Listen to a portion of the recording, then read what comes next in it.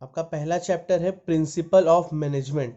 Principal का मतलब होता है सिद्धांतों या सिद्धांत, और मैनेजमेंट का मतलब होता है प्रबंधन। ठीक है, तो इसका आइए पहले इंट्रोडक्शन देखते हैं। इंट्रोडक्शन में है एवरी टाइप ऑफ बिजनेस। मान लीजिए आप कोई भी बिजनेस कर रहे हो, जैसे कि आपने कोई बिल्डिंग बनाने का बिजनेस किया या कोई भी बिजनेस, या फिर नॉन बिजनेस ऑर्गेनाइजेशन, या फिर आप कोई बिजनेस नहीं भी कर रहे हो, इवन सोशल लाइफ या आपकी आम जिंदगी चल रही है। जैसे आप स्टूडेंट हो, आप ये वीडियो देख रहे हो, तो अभी आप स्टूडेंट, आपको अभी एग्जाम का प्रेशर होगा या बहुत सारे काम होंगे, उन सब में मैनेजमेंट इज रिक्वायर्ड होता है। मैनेजमेंट बहुत इंपॉर्टेंट रोल प्ले करता है।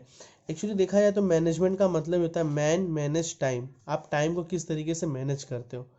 ठीक है, प्रबंध, किसी भी चीज़ का प्रबंध तुरंत कैसे कर पाते हो। Management is key to success achieving of goals.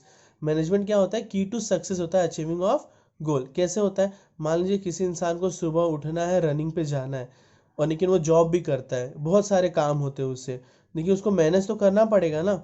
अगर उसको सुबह उठ के रनिंग करना है, अपना वेट लॉस करना है, वेट गेन करना है, कुछ भी करना है, तो मैनेजमेंट, जब वो मैनेज कर पाएगा अपनी लाइफ का बैलेंस, तभी तो उसका गोल अचीव होगा ना। आइए अभी देखते हैं इसका मीनिंग एंड डेफिनेशन। तो मीनिंग एंड डेफिनेशन क्या, अचीविंग गोल्स। क्या, अचीविंग गोल्स, इंडिविजुअल और एन ऑर्गेनाइजेशन, या तो व्यक्तिगत तौर पे या तो पूरे संस्था के साथ। मान लीजिए कोई यूट्यूबर है, कोई वो व्यक्तिगत जॉब करता है, ठीक है, या कोई संस्था के साथ काम करता है, जैसे टी सीरीज वगैरह, इसके कुछ एग्जांपल्स हो गए। ऑलवेज इंपॉर्टेंट, उसमें हरदम इंपॉर्टेंट होगा, यूज डिफरेंट सिस्टम और टेक्निक। देखिए बिना सिस्टम के कोई काम नहीं होता है लाइफ में, ये बात आप मान लीजिए। जैसे आपकी बॉडी भी 11 सिस्टम है, 11 बॉडी सिस्टम होती है। ठीक है, टेक्निक होता है। अभी आप एक आंसर को रटते रहो, लेकिन अगर आपको टेक्निक पता है तो आप उसको इजीली कर सकते हो।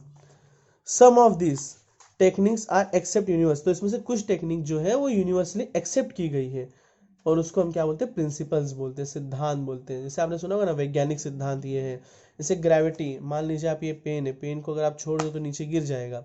ठीक है, तो ये लॉ ऑफ ग्रेविटेशनल का सिद्धांत है।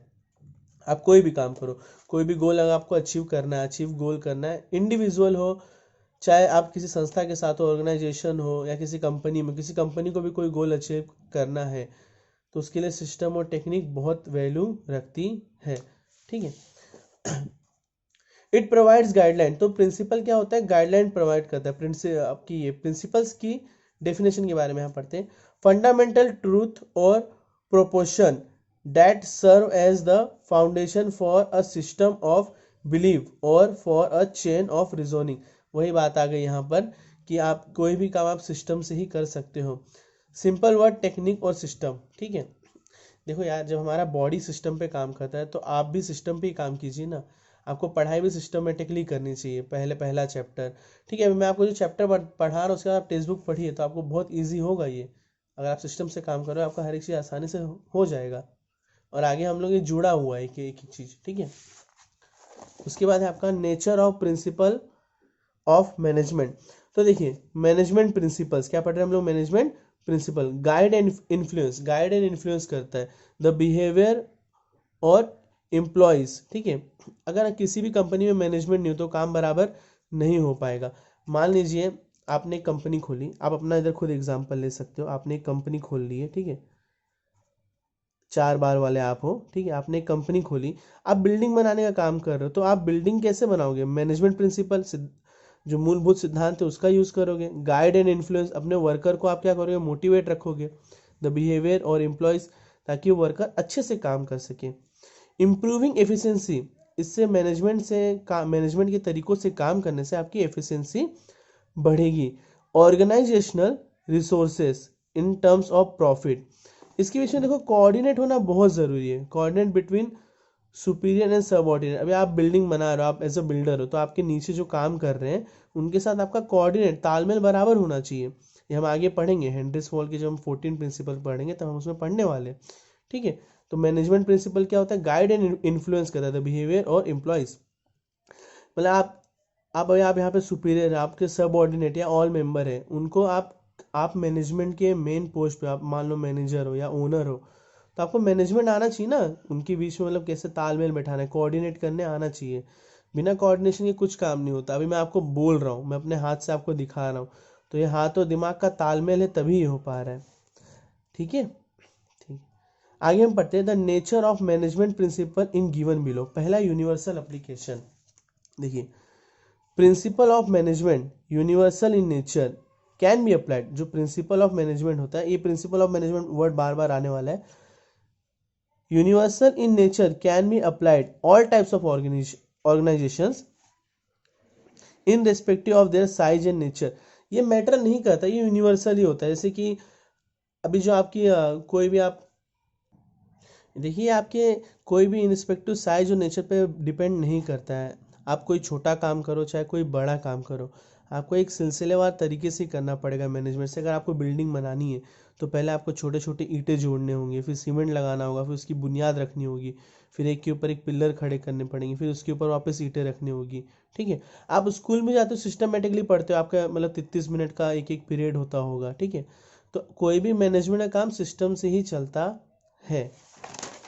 आगे इसमें है, ध्यान से देखिए, general guideline management principle provide. Management principle क्या करती है? प्रोवाइड करती है, जनरल गाइडलाइन प्रोवाइड करती है situation wise as well as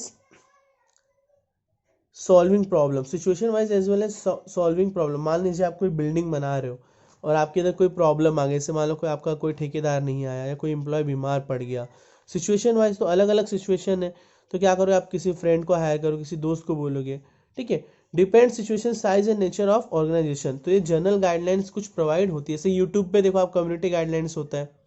समझ में आ रही बात? चीज़ों को रिलेट कीजिए।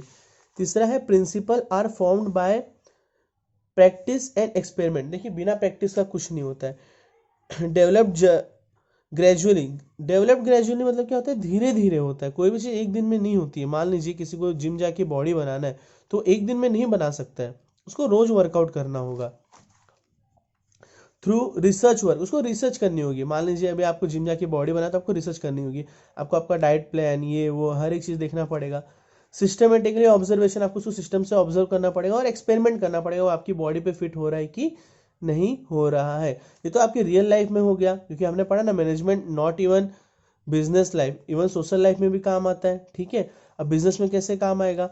मान लीजिए आप पानी पूरी का ठेला लगा रहे हो। ठीक है, तो डेवलप ग्रेजुअली, पहले दूसरे दिन से तो 100 ग्राहक नहीं आने लगेंगे, धीरे धीरे आएंगे। फिर आप रिसर्च करोगे यहाँ के ग्राहक लोग को सस्ता पड़ रहा है, महंगा पड़ रहा है। ठीक है, सिस्टम ऑब्जर्वेशन, तो फिर आप ऑब्जर्व करोगे, तो फिर आप वो प्राइस कम करोगे, ज़्यादा करोगे, खट्टा मीठा जो आपका है आप एक्सपेरिमेंट करके देखोगे कि कैसे आएगा। फिर फ्लेक्सिबिलिटी की बात करते हैं। Management principle flexible in nature. ये कैसा होना चाहिए? फ्लेक्सिबल, कैन बी चेंज और मॉडिफाई। ये चेंज और मॉडिफाई होना चाहिए। जैसे हमने ऊपर एग्जांपल लिया जिम का, तो अब मान लीजिए आप जिम जा रहे हो, आपकी बॉडी नहीं बन रही, तो कुछ तो आपकी गलतियां कमियां होगी ना, तो आप उस पर ध्यान दोगे। आप ये देखोगे आपके डाइट प्लान में प्रोटीन फैट कार्ब ये कम है कि ज़्यादा है। या आप पानी पूरी का आपने जो ठेला लगाया था, तो आप देखोगे कि पानी पूरी का ठेला आपका क्यों नहीं चल पा रहा है। तो आपने देखा कि फ्लेक्सिबल इन नेचर, कि मेरा अगर उस जगह पे ठेला नहीं चल रहा है, मैं थोड़ा आगे लेके जाऊं। ठीक है, अकॉर्डिंग टू सिचुएशन, शायद मेरा वहां पे ठेला चल जाए। बात समझ में आ रही है? प्लीज ये मैंने बता दिया है, आप इसको क्वेश्चन आंसर बना के इजीली लिख सकते हो। अगर आप देखो तो आपकी टेक्स्ट बुक में दिया है, आप कोई भी अगर आप पॉइंट ऐसे उठा लो तो देखो management principle are flexible in nature. जो मैंने आपको ये तरीका बता रहा हूँ उससे आपको क्वेश्चन आंसर बनाना भी बहुत आसान पड़ेगा। ठीक है, फिर उससे आप पढ़ सकते हो। It means they can be change और modify according to the situation. तो आप इस तरीके से क्वेश्चन आंसर भी इजीली याद कर सकते हो। ठीक है, लेकिन आप टेक्स्ट बुक पढ़ो, ये भाई साहब पढ़ने के लिए बनी है, देखने के लिए नहीं बनी है। ठीक है, इसका यूज कीजिए आप। आइए हम अगले टॉपिक पे चलते हैं, बिहेवियरल इन नेचर। तो देखो मैनेजमेंट इज ग्रुप एक्टिविटी, ये ग्रुप एक्टिविटी है। ठीक है, अब आप जिम भी जा रहे हो या पानी पूरी का ठेला चला रहे हो, लेकिन ग्रुप एक्टिविटी करो। जिम जा रहे हो तो आपका मसल माइंड कनेक्शन होता है। अभी आप ठेला चला रहे हो पानी पूरी का, तो उसमें भी ग्रुप एक्टिविटी, पहले गोलगप्पा उठा रहे हो, ये सब डाल रहे हो। ठीक है, एम्स अचीविंग सर्टन गोल। तो बिहेवियर क्या होता है? एम्स अचीविंग सर्टन गोल, कोई भी गोल अचीव करने के लिए। Design to influence human being, क्या किया जाता है? उसको डिजाइन किया जाता है, इन्फ्लुएंस किया जाता है, मतलब ह्यूमन बींग कैसे उसको अचीव करे। Certain control a group, group को कंट्रोल करने के लिए। आपने पढ़ा होगा ना, बड़े बड़े कंपनी में मैनेजर लोग ये सब काम करते हैं, सबको हैंडल करते हैं। ठीक है, कॉज एंड इफेक्ट रिलेशनशिप। देखिए भैया बिना कॉज के कोई इफेक्ट नहीं होता। प्रिंसिपल ऑफ मैनेजमेंट, ये वर्ड बार बार आने वाला है बच्चों। Principal of management taking decision. पहले क्या लोगे? प्रिंसिपल ऑफ मैनेजमेंट, आपने मैनेज कर लिया कि आपको पानी पूरी का ठेला आपका कैसा चलाने का है।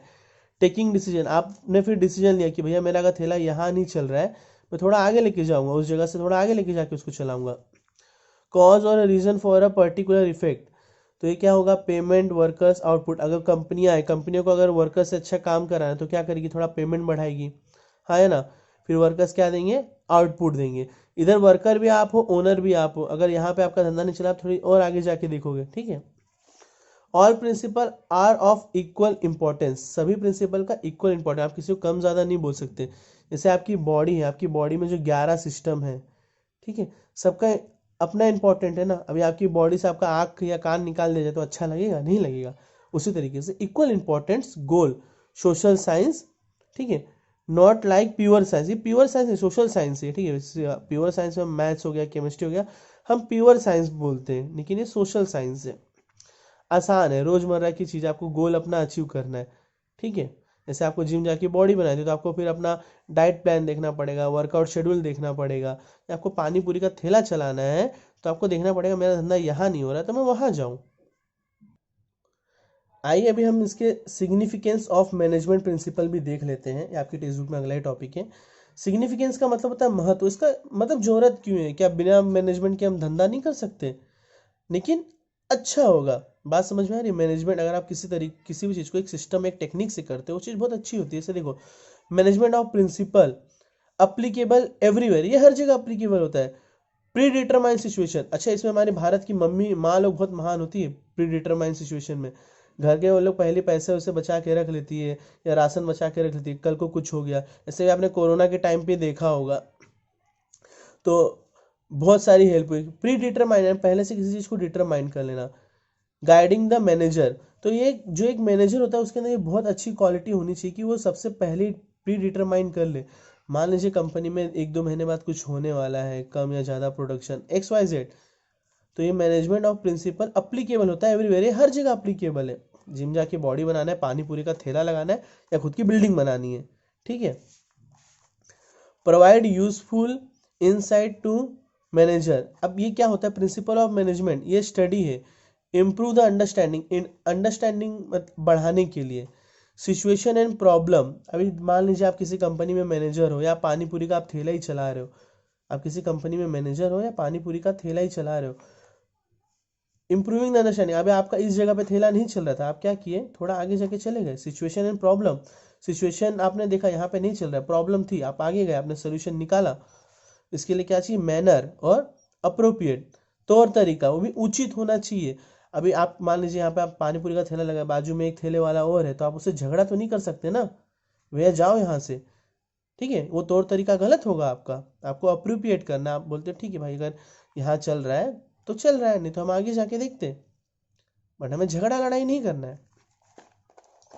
आगे है helpful in efficient utilisation of resources. देखिए, every organisation 2 type of resources, 2 type होता है। पहला फिजिकली, फिजिकल में क्या हो गया, मटेरियल हो गया, मशीन हो गया, मनी हो गया। जैसे कंपनी में मटेरियल होता है, मशीन होता है, मनी होता है, लेकिन उसके साथ साथ ह्यूमन भी तो चाहिए ना, मैन पावर, ह्यूमन रिसोर्सेस होता है। ये तो अब अलग से इसका क्या बोलते हैं, सिलेबस भी आ चुका है, बहुत सारी जगह कोर्स भी होते हैं ह्यूमन रिसोर्सेज के।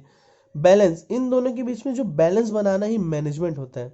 Management and employees, standard tools and machine, increasing quality and productivity. जब आपके पास एक अच्छा टूल होगा, अच्छी मशीनरी होगी, तो क्या होगा, इंक्रीज करेगी आपकी प्रोडक्टिविटी की। अब आप यहाँ पे ये देख लीजिए, अगर आप जिम जा रहे हो, बॉडी बना रहे हो, तो आपके लिए भी स्टैंडर्ड टूल चाहिए, बॉडी बनाने के लिए मशीन चाहिए वहाँ पर। इंक्रीजिंग क्वालिटी एंड प्रोडक्टिविटी, तो आपको अच्छा खाना भी देना होगा बॉडी को, ताकि आप अच्छी मेहनत कर सको।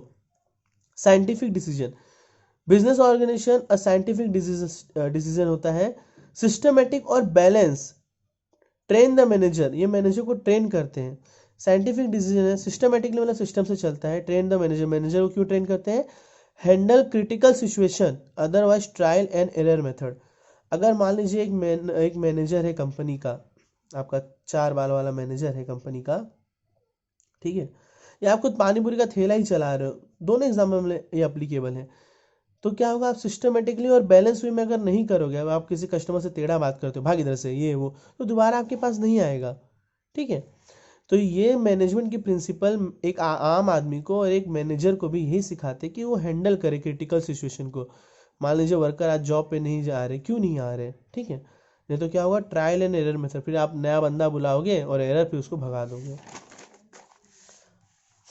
अंडरस्टैंडिंग सोशल रिस्पॉन्सिबिलिटी, हमें सोशल रिस्पॉन्सिबिलिटी भी समझनी चाहिए। इससे देखिए management principle, every aspect of organisation, मतलब जो भी आपका ऑर्गेनाइजेशन है, not developed only for view point, सिर्फ व्यू पॉइंट की नहीं, उसकी सोशल रिस्पॉन्सिबिलिटी भी होती है कि वो समाज में गुड क्वालिटी प्रोवाइड करे, रीजनेबल प्राइस पे प्रोवाइड करे, चेंज इन इन्वायरमेंट, एक अच्छा इन्वायरमेंट बनाए, हेल्दी वर्क प्लान्स बनाए, ठीक है, ये बहुत ज़रूरी होता है। इससे देखिए बहुत सारी बड़ी बड़ी कंपनियां चैरिटेबल ट्रस्ट भी करती है, बहुत सारी चीज़ों में चैरिटी भी देती है।